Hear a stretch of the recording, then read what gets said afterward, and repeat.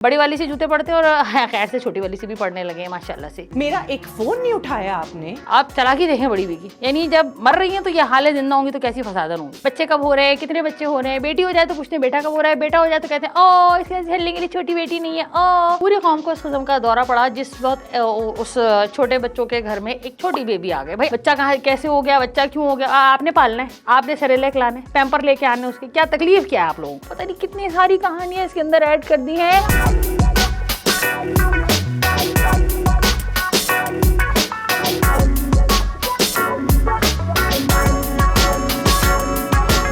आप लोगों की पुरजोर फरमाइश के ऊपर और बेहतरीन इसरार के ऊपर, बल्कि बहुत सारे इसरार के ऊपर हम लोग आज दोबारा मायरी का रिव्यू कर रहे हैं, क्योंकि मायरी बहुत ज़बरदस्त प्रोडक्शन है, बहुत ज़बरदस्त ड्रामा है और आप लोगों को बहुत ज़्यादा पसंद आता है। डेली एपिसोड्स होते हैं, डेली कहानियाँ चेंज होती हैं और अब तो मायरी के अंदर इतनी सारी कहानियाँ चेंज हो गई हैं और इतनी सारी कहानियाँ ऐड हो गई हैं कि समझ नहीं आता कि मायरी शुरू कहाँ हुआ था और ये कहाँ जाके ख़त्म होगा। ये एक ऐसी ट्रेन हो गई जिसमें हर स्टेशन से लोग सवार हुए चले जा रहे हैं। तो मायरी का रिव्यू आज हम देंगे, लेकिन मायरी का रिव्यू देने से पहले बात यह है कि आप इतनी बड़ी वीडियो देख रहे हैं तो आपको फायदा क्या है, फायदा कुछ तो होना चाहिए ना भाई, इतनी बड़ी वीडियो देख रहे हैं कुछ तो फायदा होना चाहिए। तो फायदा ये है कि मायरी के इस रिव्यू के अंदर हम आपको देंगे एक जबरदस्त सा नॉन स्टिक ग्लास लिड वाला इतनी बड़ी कढ़ाई, इतनी बड़ी कढ़ाई, जबरदस्ती कढ़ाई हम आपको देंगे जिसके अंदर आप पकाए कढ़ाई या पकाए आलू, आपकी मर्जी है, लेकिन आपको हम देंगे। आपको उसकी पिक्चर भी नजर आ रही होगी। आपको इनाम हासिल करने के लिए बहुत छोटा सा काम करना पड़ेगा कि हमने इस पूरे रिव्यू के अंदर जरा अलर्ट बैठिएगा, जरा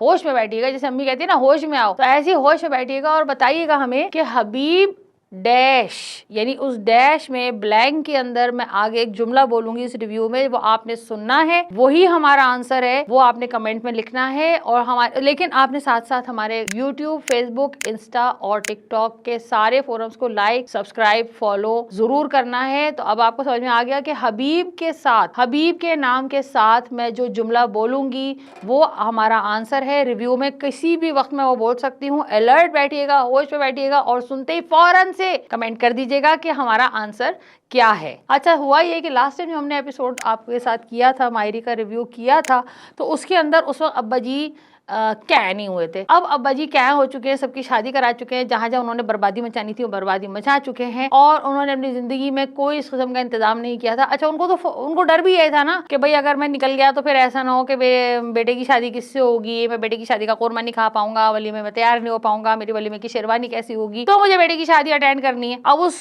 शेरवानी को पहनने के लिए उन्होंने बेटे की शादी करा दी बहुत छोटी उम्र में और उस बच्ची की भी शादी करा दी, अपने भाई की बच्ची की शादी करा दी अपने बेटे से, दोनों की शादी हो जाएगी, घर की बात घर में रहेगी, ना जहेज देना पड़ेगा ना लेना पड़ेगा, बड़ी भी छोटी सी बना लेंगे। मतलब एक तीर से कई शिकार किए थे उन्होंने और खासे कामयाब रहे थे। लेकिन चूंकि उनको डर ये था कि वो कहीं ऊपर ना चले जाएं, तो उन्होंने ये काम जरा जल्दी जल्दी कर लिया, प्रेशर डाल के, क्योंकि जाहिर बात है वो अर्निंग थे, वो उनकी कैपेसिटी थी, घर का सबके खर्चे उठा रहे थे, पूरे खानदान के ऊपर उनका हाथ था, तो वो बात अपनी मनवाने में कामयाब हो गए। अच्छा, हुआ ये कि छोटे भाई साहब जो बड़े भाई साहब के पीछे पीछे चल रहे थे, अच्छा वैसे बड़े पीछे नहीं, बड़े भाई के पीछे चल रहे, सब कुछ कर रहे हैं, लेकिन शादियां दो करके बैठ गए। उसे बड़े भाई को नहीं बताया, बड़े भाई को बड़ा अफसोस था कि मुझे अपनी शादी भी नहीं बुलाया, खाना मिस हो गया हमसे। लेकिन बहरहाल तो बड़े भाई जो थे जब चले गए, अचानक से बड़े चले गए, दिल चाह रहा था भाई उनका। तो अब जो दूसरे उनके छोटे भाई हैं जिनका नाम है हबीब, अच्छा हबीब वैसे भी दिल का मामला होता है, आपने सुना होगा हबीब दिल का मामला है, तो उनका दिल का मामला है और दो जगह अटका हुआ है दिल।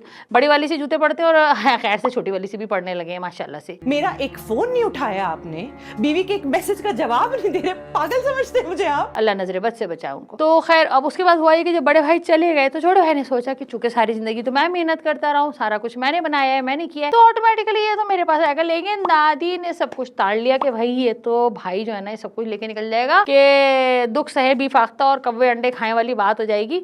तो उन्होंने क्या किया कि उन्होंने बहू को बुला के ना, दादी भी बड़ी काइयां दी। अच्छा, अब दहबाते बेटा तेज था ना, तो अम्मा तो तेज होनी है ना भाई, क्या कहते हैं कि वो देख का एक चावल देख लो तो पता चल जाता है बिरयानी कैसी थी। तो दादी भी जाहिर बात है काइयां ही होनी थी। उन्होंने काम सारे छोटे बेटे से कराए, सारी जिंदगी छोटी बहू को गर्दन उसकी दबा के रखी, मरने से पहले अनाउंस कर दिया बड़ी बहू के कान में, फुसफुसा के चली गई कि मैं सब कुछ तुम्हारे नाम कर दूंगी। तुम दोनों से मुझे एक बहुत ही जरूरी बात करनी थी। ये बात इस कमरे से बाहर नहीं जानी चाहिए, समझ गया ना? तुम सारी जायदाद तुम्हारे नाम लिखते हैं और समीना बेटा तुम इसकी सरपरस्त होगी। आप चालाकी देखें बड़ी बीगी, यानी जब मर रही हैं तो ये हाल है, जिंदा होंगी तो कैसी फसादन होंगी, ऐसी होती हैं। तो फिर चली गई और सब कुछ नाम कर गई। अब सब लोग तैयार बैठे कि भाई हमारे नाम होगा, हमारे नाम होगा, हमारे नाम होगा। अब क्या करें, अम्मा के लिए दुआ के लिए हाथ उठाएं कि ना उठाएं? अम्मा तो अम्मा है, ठीक है ना, क्योंकि बाद में जूते पड़ेंगे। तो अम्मा बड़ी बहू के नाम कर गई, बेटा निकल गया।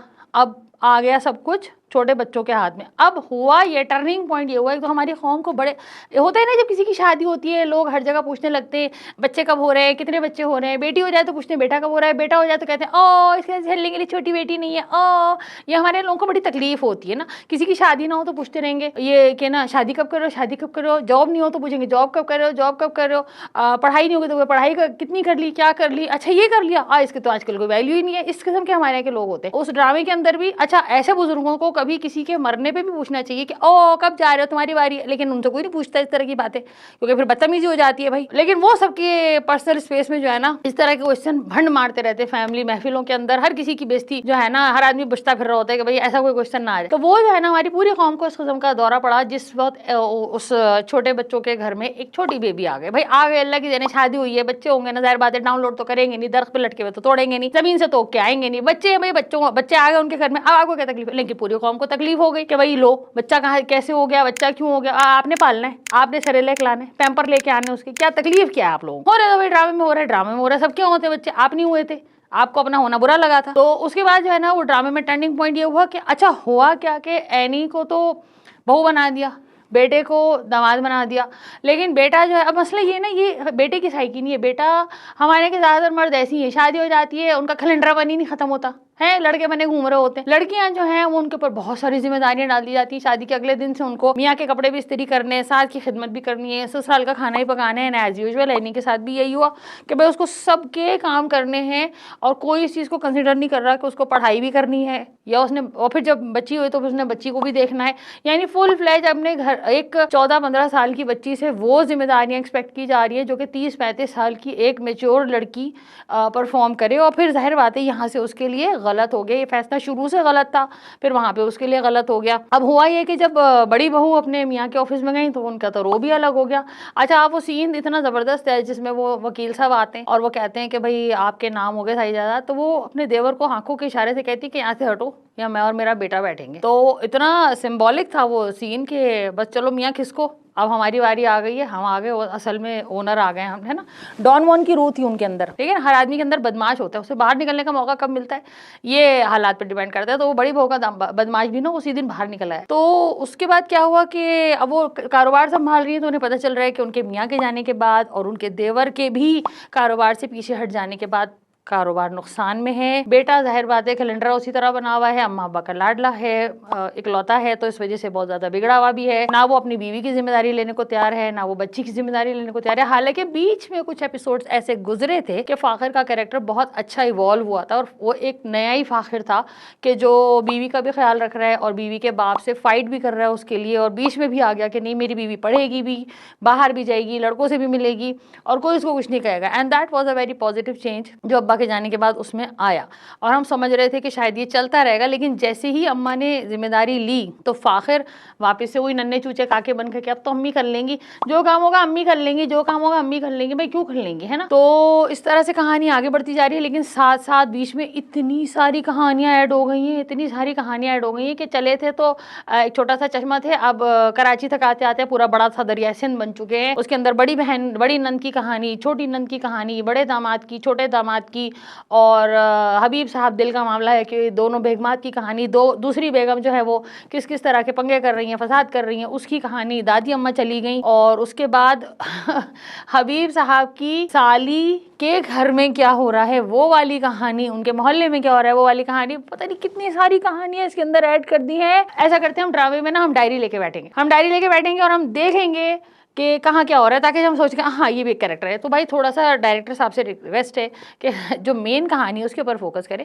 आसपास की कहानियों को ज़रा कम करें, शोर बहुत ज़्यादा है, दूसरे सिग्नल्स भी कैच हो रहे हैं। तो कैसा लगा आप लोगों को हमारा आज का मायरी का रिव्यू? यकीन है कि आप लोगों को बहुत अच्छा लगा होगा। फिर भी कोई कमी रह गई है तो वो आप हमें कमेंट में बता दें कि कमी कहाँ रह गई है, ताकि हम आपकी कमी को जो है ना अगली दफ़ा मद्देनज़र रखें। साथ ही कोई ड्रामा, फिल्म या किसी और चीज़ पर भी आप बहुत ज़बरदस्त सा रिव्यू देखना चाहते हो, देसी रिव्यू देखना चाहते हो, तो ज़रूर हमें बताएं कि हम किस चीज़ के ऊपर आपका मनपसंद रिव्यू दें।